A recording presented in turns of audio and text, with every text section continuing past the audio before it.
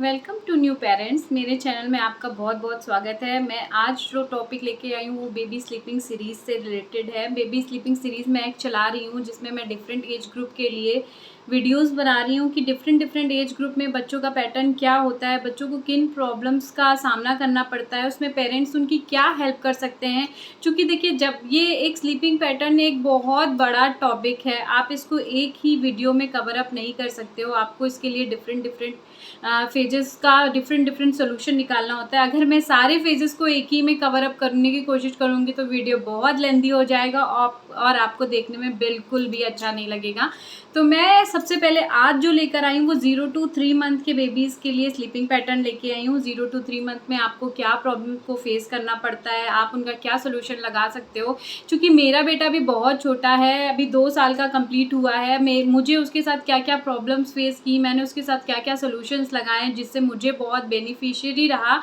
तो मैं सारे अपने पर्सनल एक्सपीरियंस आपके साथ शेयर कर रही हूँ ताकि आपकी पेरेंटिंग भी स्मूथली चल पाए और आपको भी किसी तरीके की प्रॉब्लम का सामना ना करना पड़े। फ्रेंड्स, इसके आगे मैं जो सीरीज़ लेकर आऊँगी वो 3 to 6 और 6 to 12 के अबव बच्चों के लिए होगा, जो कि डिफरेंट एज ग्रुप में है। आपका बच्चा किस एज ग्रुप में फॉल करता है, आप उसके अकॉर्डिंग सीरीज़ को देख करके अपना सोल्यूशन ले सकते हो। ये मेरे पर्सनल अनुभव हैं, मैं इनके साथ आपका साझा कर रही हूँ। जो आपके लिए बेनिफिशियरी हो आप उन्हें ले सकते हैं। और मैं सोचती हूँ कि मैं अपने अनुभव से शायद आपको थोड़ी सी हेल्प कर पाऊँ, आपकी पेरेंटिंग स्मूथली चल पाए, यही मेरा एक मेन उद्देश्य है। तो अगर आपको मेरा जो वीडियो है वो थोड़ा सा भी यूज़फुल और नॉलेजेबल लगता है तो प्लीज़ मेरे चैनल को लाइक करिएगा, शेयर करिएगा, सब्सक्राइब करिएगा। चलते हैं अपने वीडियो की तरफ। सबसे पहली बात जो हम करते हैं कि बेबी को कितने घंटे सोना चाहिए, तो नॉर्मली आइडियली जो है वो न्यू बॉर्न को 18 से 20 घंटे सोना चाहिए। हाँ, कुछ पेरेंट्स कहेंगे ऐसा तो हो ही नहीं सकता, मेरा बच्चा तो सोता ही नहीं है, उसके ऐसा तो ये लॉजिक बिल्कुल गलत है। मेरा बच्चा ऐसा होता ही नहीं कि मेरा बच्चा कभी 18 घंटे सोया हो। तो ठीक है, आपको थोड़ा सा समझने की ज़रूरत है। देखिए, बच्चा इससे पहले 9 महीने वो कहाँ होता है, माँ के वूम्ब में होता है। ठीक है, वो वूम्ब में होता है, उसके बॉडी पे कोई भी कपड़े नहीं होते हैं, उसको वो पानी के अंदर होता है, ना लाइट होती है, उसे खाना डायरेक्ट मिल रहा होता है, उसे ना पी से मतलब है, ना पू से मतलब है, ना डायपर से मतलब है। अचानक से सडनली जब वो बाहर आता है, बाहर का कोई एनवायरनमेंट सडनली बाहर का एनवायरनमेंट अंदर के एनवायरनमेंट से चेंज हो जाता है। ठीक है, अब उसको उसको क्या होता है, आप उसके बॉडी पे आप उसको कपड़े पहना देते हो, आप उसको डायपर पहना देते हो। ठीक है, आप उसको जो है हर चीज़, और सडनली कोई ऐसी क्लॉक तो होती नहीं कि उसे बता दे कि अब आप बाहर आ गए हो, बाहर के एटमॉस्फेयर के अकॉर्डिंग एडजस्ट होना है।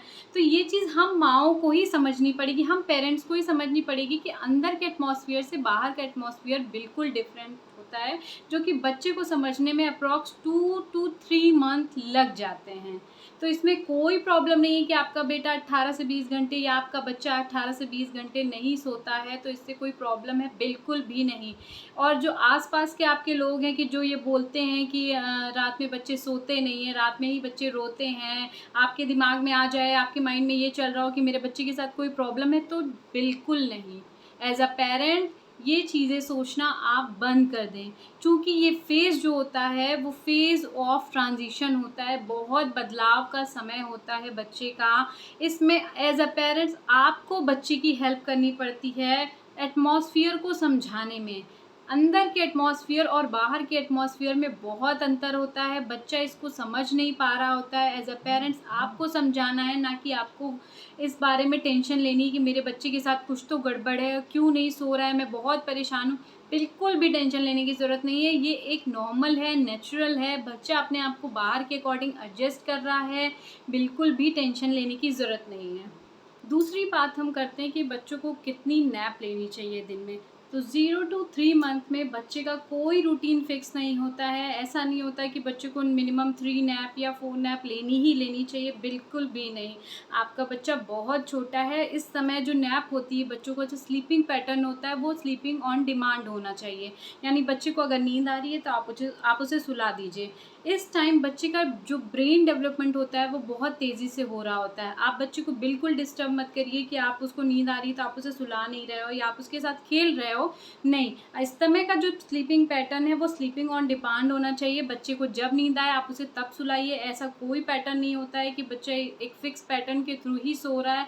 ये सब जो होता है वो बच्चे के थोड़े से बड़े होने के बाद होता है। अभी बच्चे का जो स्लीपिंग पैटर्न है वो जब भी चाहे, चाहे वो रात में खेलना चाहे, रात में सोना चाहे, दिन में सोना चाहे, जब उसे नींद आ रही हो आप उसे तब सुलाइए। ऐसा कुछ भी नहीं है कि आप उसे एक पैटर्न के थ्रू ही सुलाएंगे।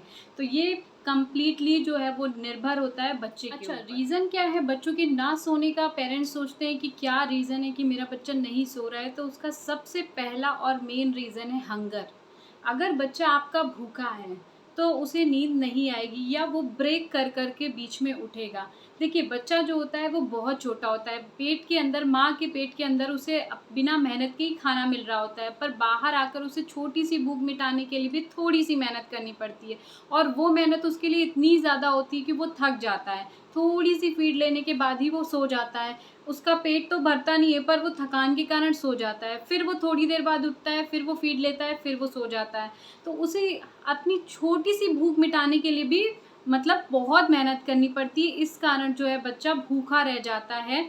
और दूसरी चीज़ क्या होती है, जैसे डिलीवरी के बाद माँ की बॉडी बहुत एग्जॉस्ट हो जाती है, लगता है बहुत हमें ऐसा फ़ील होता है कि मैं हमारे ब्रेस्ट में मिल्क आ रहा है, पर ऐसा नहीं होता है। कभी-कभी क्या होता है कि उसका फ़्लो या तो हमें देखने में लगता है कि नहीं आ रहा है, पर वो बच्चों की भूख नहीं मिटा पाता है। बच्चे, मेरे टाइम में भी यही था कि शाम टाइम मेरा बेबी बहुत रोता था तो मुझे समझ नहीं आता था कि क्या हुआ। कभी-कभी वो आधे-आधे घंटे, पौना-पौना घंटे फ़ीड लेता था, उसके बाद भी वो रोता रहता था, और बीच-बीच में वो 1-1 घंटे फ़ीड लेने के बाद फिर वो भूखा हो जाता था। मैं समझ नहीं पा रही थी कि ऐसा क्यों है, तो मुझे बाद में ये समझ में आया कि जो ब्रेस्ट मिल्क सप्लाई है वो कम हो रही है, इसे भी आपको चेक करने की ज़रूरत है। तो सबसे पहला जो रीज़न है वो बच्चों के ना सोने का होता है, वो भूख होती है। यदि आपका बच्चा भूखा है तो वो प्रॉपर नैप नहीं लेगा, आप उसे प्रॉपर नहीं सुला सकते हो। वो हर आधे-आधे घंटे, 1-1 घंटे पे जो है आपको डिस्टर्ब करेगा, वो अपनी फ़ीड माँगेगा।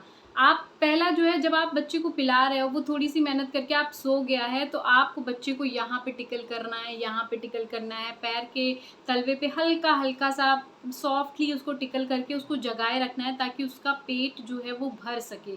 बच्चा थोड़ी मेहनत करने के बाद वो थक जा रहा है, वो नैप लेगा ही लेगा। अगर बच्चे, माँ को मिल्क सप्लाई नहीं हो रहा है तो बच्चा इरिटेट होगा ही होगा, उसे प्रॉपर नींद नहीं आएगी। तो आपको इन सब चीज़ों को चेक करने की ज़रूरत है कि बच्चा भूखा तो नहीं है, मिल्क सप्लाई आपकी सही से हो रही है, बच्चा पूरा मिल्क फीड जो ले रहा है वो जाग कर ले। जब वो जग कर लेगा तभी उसका पेट भरेगा, तभी वो प्रॉपर नींद में आएगा। ठीक है? दूसरा रीज़न होता है कि बच्चे के पेट पे गैस तो नहीं बन रही है। अगर बच्चे के पेट में गैस बन रही है, उसे पेन हो रहा है, तो भी वो प्रॉपर नैप नहीं लेगा। देखिए, क्या होता है, कई मदर जो होती हैं उनको ब्रेस्ट मिल्क नहीं आता है तो वो फ़ॉर्मूला पे बच्चों को डालती हैं। फ़ॉर्मूला पे शिफ्ट करने पे बच्चों को जो है वो गैस की प्रॉब्लम जब होती है, तो मैं क्या करती थी, गैस के लिए मैं हींग को लेकर उसका पतला सा पेस्ट, महीन सा पेस्ट बना के उसके नाभि की चारों तरफ लगा देती थी, तो फटाफट गैस जो होती थी उसके शरीर से बाहर निकल जाती थी और बच्चा आसानी से स्मूथली पॉटी भी कर देता था। कई माएँ ऐसी कहती हैं कि मेरा बच्चा बहुत मतलब 2-2 3-3 दिन बीत जाता है, पॉटी नहीं करता, क्योंकि हम उसे इस टाइम मिल्क के अलावा कुछ दे भी नहीं सकते। हमें उसके पेट को ठंडा और काम रखने की ज़रूरत होती है, जो कि काम हींग करती है। हींग जो होती है वो बच्चे के पेट को बहुत ठंडक देती है और उसके पेट को बहुत काम रखती है। अगर बच्चे का पेट हल्का है और मतलब पेट में किसी तरह की कोई दिक्कत नहीं है, ऐंठन नहीं है, तो बच्चा स्मूथली सोएगा, उसे कोई प्रॉब्लम नहीं होगी, वो अपनी प्रॉपर नैप लेगा। तो दूसरी चीज़ जो होती है, वो बहुत कॉमन चीज़ जो है वो गैस है। अगर गैस की दिक्कत हो रही है तो आप 0 से 3 मंथ में बच्चे के लिए एक प्रॉपर हींग का पतला पेस्ट बना के उसकी नाभि की चारों तरफ गोल-गोल लगा दीजिए। आप देखेंगे उसे विदिन 5 से 10 मिनट रिलीफ मिल जाएगा और उसकी पॉटी भी सॉफ्ट हो जाएगी। ऐसा कुछ भी नहीं कि बहुत हार्ड पॉटी होगी या पॉटी की दिक्कत हो रही है। तो आप इसे डेली बेसिस पे भी कर सकते हैं कि डेली बेसिस पे आप हींग का पेस्ट बना के बच्चे के नाभि के चारों तरफ लगा सकते हैं। और वो हवा जो है वो उसके पेट में गैस बना रही है। तीसरी चीज़ क्या होती है कि हम जो है फ़ीड कराने के बाद बच्चों को अच्छे से बर्प नहीं दिलाते हैं। तो बर्पिंग भी एक बहुत ज़रूरी चीज़ है बच्चों के साथ करने वाली। अब कई पेरेंट्स जो होते हैं बर्पिंग को एक बहुत स्ट्रेस में ले लेते हैं, बच्चे को इसी कारण कई आधे-आधे घंटे तक, घंटे-घंटे तक जगाए रहते हैं कि मेरे बच्चे ने बर्प नहीं लिया। तो आपको स्ट्रेस लेने की ज़रूरत नहीं है। आप बच्चे को फ़ीड कराइए, फ़ीड कराने के बाद आप शोल्डर पे अपवर्ड डायरेक्शन में लेकर बच्चे को कामली जो है हल्के हाथों से टैप करके 15 मिनट तक आप उसको सहलाते रहिए। अगर वो बर्प नहीं भी लेता है तब भी उसका जो दूध है, जो मिल्क है, वो उसके पेट में अच्छे से सेटल डाउन हो जाएगा, कोई भी प्रॉब्लम फिर नहीं होगी। मैं फिर ये कह रही हूँ कि हींग का प्रयोग आप कर सकते हो 0 to 3 मंथ में। गैस अगर आपको लग रहा है किसी तरीके की दिक्कत बच्चे में है गैस को लेकर के, तो आप हींग का एक पतला सा पेस्ट बनाकर उसकी नाभि के चारों तरफ रख दी। मेरे बेटे को भी यही दिक्कत होती थी, मैं हींग का पेस्ट बनाकर बच्चे की नाभि के चारों तरफ लगा देती थी, फटाफट मेरे बेटे को रिलीफ मिल जाता था। तीसरा रीज़न है डायपर। आप बच्चे के लिए किस तरीके का डायपर सेलेक्ट कर रहे हो? आपके डायपर जो आपने डायपर सेलेक्ट किया है वो बच्चे के लिए कंफर्ट है, वो उसमें कंफर्टेबल फील कर रहा है या नहीं? देखिए, पुराने ऐसे लोगों की हमारे ही घर में पास पड़ोस में ऐसे ही लोगों की मान्यताएं हैं कि पहले महीने बच्चों को नैपी जो वो कपड़े की पहनानी चाहिए। अब देखिए, आप कपड़े की नैपी अगर बच्चे को पहना रहे हो तो बच्चे की एक पी से ही जो है वो पूरी नैपी गीली हो जाती है, आपको उसको बदलना पड़ता है। बच्चा सो रहा है, उसे जगना पड़ेगा, वो इरिटेट होगा, वो डिस्कम्फर्ट फील करेगा। तो इस वजह से आपको प्रॉपर डायपर पहनाना है उसे। कपड़े की नैपी मैं यूज़ करने को नहीं कहूँगी। मैंने भी अपने बेटे को डायपर पहनाया। हाँ, पर डायपर पहनाने में आपको कुछ चीज़ों का ध्यान रखना है। आपको डायपर हर 2 से 3 घंटे में प्रॉपर चेंज करना है। कुछ बच्चों का क्या होता है, वो पहली ही पी में एक ही बार पी करेंगे, वो डायपर में जितना भी रहता है उससे भी उन्हें डिस्कम्फर्ट फ़ील होता है। तो ये अपने बच्चे के साथ आपको एनालिसिस करने की ज़रूरत है। क्या आपके बच्चे के साथ ऐसी प्रॉब्लम है? तो आप उसके अकॉर्डिंग रखिए कि पहली पी में ही आपको डायपर चेंज करना है। अपने बच्चे के साथ मैंने जो किया वो मैंने उसे 2-3 घंटे डायपर पहनाया, फिर मैं डायपर हटा देती थी, फिर मैं डायपर रैशेस क्रीम लगाती थी, फिर मैं डायपर पहना देती थी। आपको ये इंतज़ार नहीं करना है कि उसको रैशेस हो फिर मैं रैशेस क्रीम लगाऊँ, बिल्कुल भी नहीं। आपको डायपर पहनाने से पहले ही रैशेस क्रीम लगा देनी है। रैशेस क्रीम लगाने के बाद आप उसे डायपर पहनाइए, बच्चा अच्छे से नैप लेगा, अच्छा फ़ील करेगा, कम्फ़र्ट फ़ील करेगा। चौथा और सबसे बड़ा रीज़न है एनवायरनमेंट। अगर आप बच्चे के चारों तरफ का एनवायरनमेंट अच्छा नहीं रखोगे तो बच्चा डेफ़िनेटली नहीं सोएगा। मतलब बच्चे ने कैसे कपड़े पहन रखे, कुछ पेरेंट्स जो होते हैं उस बच्चे को खूब लोड कर देते हैं, कई सारे कपड़े पहना देते हैं कि बच्चे को ठंडक लग रही होगी, और एसी भी नहीं चलाते हैं, फ़ैन भी इवन बंद कर देते हैं। बट एक्चुअली ऐसा नहीं करना होता है। आपको बच्चे को उसी एनवायरनमेंट में रखना होता है जिसमें आप स्मूथली रह सको, कामली रह सको। बच्चे को एक अच्छा एनवायरनमेंट देना होता है सुलाने के लिए। ऐसा नहीं कि आप बहुत सारी लाइटें लगाए हुए हो, आप बच्चे के रूम में जो है बहुत सारी लाइटें हैं, गर्मी है, खूब लोड किया है, बहुत सारे लोग बातें कर रहे हैं, तो इस तरह बच्चा कंफर्टेबली सो नहीं पाएगा। बच्चे को सोने के लिए या सुलाने के लिए आपको एक प्रॉपर एनवायरनमेंट देने की ज़रूरत है, तभी बच्चा अपनी अच्छी नैप ले पाएगा। आप क्या कर सकते हो, बच्चे को हाथ में लेकर हल्का-हल्का रॉक भी कर सकते हो। कई लोग कहते हैं कि बच्चे को रॉक नहीं करना चाहिए, इससे बच्चे को आदत पड़ जाएगी। तो जी नहीं, बिल्कुल ऐसा नहीं है। बच्चे की रॉकिंग की जो आदत होती है वो माँ के वूम्ब से ही पड़ जाती है, क्योंकि बच्चा जब माँ के पेट में होता है तो माँ जो है चारों तरफ 9 महीने तक चलती है। तो इस तरीके के एनवायरनमेंट में उसे रहने की आदत होती है, उसमें वो कम्फर्ट फ़ील करता है। अचानक आप बच्चे को जो है बाहर प्लेन सरफेस पे लिटा दोगे तो वो बच्चा बिल्कुल भी नहीं सोएगा। आपको बच्चे को हल्का-हल्का रॉक करना है, रॉक करके वो खुद ही सो जाएगा। तो बच्चे को पहली बात सबसे अच्छा एनवायरनमेंट देने की ज़रूरत है। आपको बच्चे को एक प्रॉपर एनवायरनमेंट देना है कि बच्चा जब सोना चाह रहा है तो उसके आस-पास के लोग ज़्यादा बातें ना करें, क्योंकि अभी उसको इन सब चीज़ों की आदत नहीं है। अभी वो बहुत कामली एनवायरनमेंट से आया है, तो अभी उसको उसी तरह के एनवायरनमेंट में अगर आप रखेंगे तो बच्चा स्मूथली रहेगा, कामली रहेगा, अच्छी नैप लेगा। पाँचवाँ और सबसे कम होने वाली ये प्रॉब्लम है जो है कि मेडिकल कंडीशन है। अगर आपने इन चारों चीज़ों को प्रॉपर वे में चेक कर लिया है, बच्चे से रिलेटेड ये सारी चीज़ें आपकी एकदम सही हैं, तो आपको फिर ये पांचवी जो मेडिकल कंडीशन, क्योंकि बच्चा न्यूबॉर्न के साथ ये दिक्कतें बहुत होती हैं। कभी कभी बच्चे की नोज़ ब्लॉक रहती है या वो प्रॉपर ब्रीथ नहीं ले पा रहा है, बच्चा बहुत रो रहा है, तो आपको अपने पीडियाट्रिशियन से संपर्क करना चाहिए। इसमें देरी नहीं करनी चाहिए, क्योंकि यही एक 4 रीज़न होते हैं जिनकी वजह से बच्चे ज़्यादा जो है रोते हैं या नैप नहीं ले पाते हैं। अगर इनके अलावा ये एक बहुत कम होने वाली कंडीशन है, पर फिर भी आपको अपने डॉक्टर से एक बार संपर्क करना चाहिए। अब मैं आपको अपने पर्सनल एक्सपीरियंस से कुछ चीज़ें बताऊंगी जिन्हें करके आप भी बहुत अच्छे से अपनी पेरेंटिंग निकाल सकते हो। मुझे बहुत बेनिफिशियरी रहा, मेरे लिए बहुत बेनिफिशियरी रहा। मैंने अपने बच्चे शुभ के साथ ये सारी चीज़ें की हैं। सबसे पहला मैंने उसे जो किया है, जब उसे नींद आती थी मैं उसे स्वेडल कर देती थी। जब मैं उसे स्वेडल कर देती थी तो उसे ऐसी फीलिंग आती थी कि वो माँ के पेट में है, जैसा उसे माँ के पेट में रह के नींद, प्रॉपर नींद की जो फीलिंग आती थी वही फीलिंग उसे बाहर भी आ रही थी। और वो प्रॉपर अच्छे से नींद ले रहा था, 2 से ढाई 3 घंटे वो अच्छी नैप ले रहा था। और उसने अप्रॉक्स, मुझे ऐसा लगता है कि 8 से 9 महीने तक बहुत अच्छी नींद ली, 18 से 20 घंटे। मैंने उसको स्वेडल 6 मंथ तक किया है और मैं उसको स्वेडल करके सुला देती थी, वो बहुत अच्छी नैप लेता। दूसरा जो टिप्स है वो है अवेक टाइम। मतलब बच्चे को, अगर बच्चा 1 घंटे जग लिया फीड लेने के बाद, तो आप फ्री हुए हो, आप अपने कंफर्टेबिलिटी के हिसाब से आप सोच रहे हो कि आप बच्चे के साथ खेलने के लिए हम फ्री हुए, तो आप उसे ज़बरदस्ती जगा के रख रहे हो, तो ऐसा बिल्कुल भी नहीं करना है, क्योंकि अब बच्चे के सोने का टाइम है। अगर आप उसे उस टाइम पर सोने नहीं देंगे तो बच्चा इरिटेट होगा फिर और वो रोएगा, आपको समझ में नहीं आएगा कि बच्चा रो क्यों रहा है। इसलिए आपको एक प्रॉपर टाइम डिसाइड करके रखना है कि बच्चा अगर फीड ले लिया है, उसने आधे 45 मिनट वो जग गया है, उसके बाद उसे अच्छा सा एनवायरनमेंट दीजिए, उसे सुलाने की कोशिश करिए, वो तुरंत सो जाएगा। मतलब वो एक ऐसा एनवायरनमेंट आपको रेगुलर देना है, ये नहीं कि बच्चे को आप ज़बरदस्ती जगा के आप ज़बरदस्ती खेल रहे हो, या बच्चा सो रहा है तो उसे जगा कर घर में और जो सदस्य हैं उसको जगा कर खेलने की कोशिश करना है, तो बिल्कुल नहीं। क्योंकि इस टाइम बच्चे के ब्रेन डेवलपमेंट में भी ये जो नैप है ये बहुत बड़ा रोल अदा करती है। तो आप प्लीज़ उसको अच्छे से स्लीप लेने दीजिए। जब बच्चा आपका सो रहा है तो आप उसे सोने दीजिए, जब बच्चा जगा हुआ है आप उसके साथ अच्छे से खेलिए। हाँ, तो ये डिसाइड करके रखिए 40 से 45 मिनट बच्चे जो होते हैं, इतने 0 से 3 मंथ वाले जो हैं, वो 40 से 45 मिनट जो होते हैं वो प्रॉपर जग सकते हैं, उसके बाद उन्हें नैप चाहिए ही होती है। तो आप उनके लिए ऐसा एनवायरनमेंट सजा के रखिए कि 45 मिनट के बाद उन्हें सोना ही सोना है। आप अपनी कंफर्टेबिलिटी के हिसाब से उन्हें मत रखिए। थर्ड टिप है कि बच्चे को सोते हुए बिल्कुल भी डिस्टर्ब मत करिए। अगर बच्चा सो रहा है तो काफ़ी पेरेंट्स ये सोचते हैं कि 2-2 घंटे पे बच्चों को फ़ीड कराना है, तो ज़बरदस्ती जगा कर फ़ीड कराते हैं, तो बिल्कुल भी ऐसा नहीं करना है।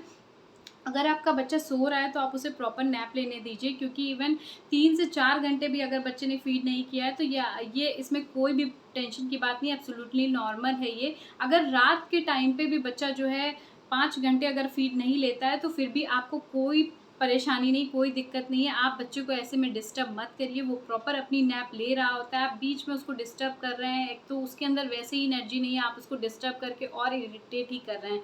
तो बच्चे के सोने के पीरियड में आप उसको बिल्कुल भी डिस्टर्ब मत करिए। अगर आपका बच्चा एक नैप ले रहा है, 2 से 3 घंटे हो गए, 3 से साढ़े 3 घंटे, 4 घंटे तक आप वेट कर सकते हो। 4 घंटे के बाद आप उसे प्रॉपर फ़ीड कराइए। पर हाँ, फ़ीड कराने के लिए आप उसको बार-बार 2-2 घंटे पे डिस्टर्ब मत करिए। अगर वो अपनी नैप ले रहा है तो उसे प्लीज़ नैप लेने दीजिए, उसे डिस्टर्ब मत करें।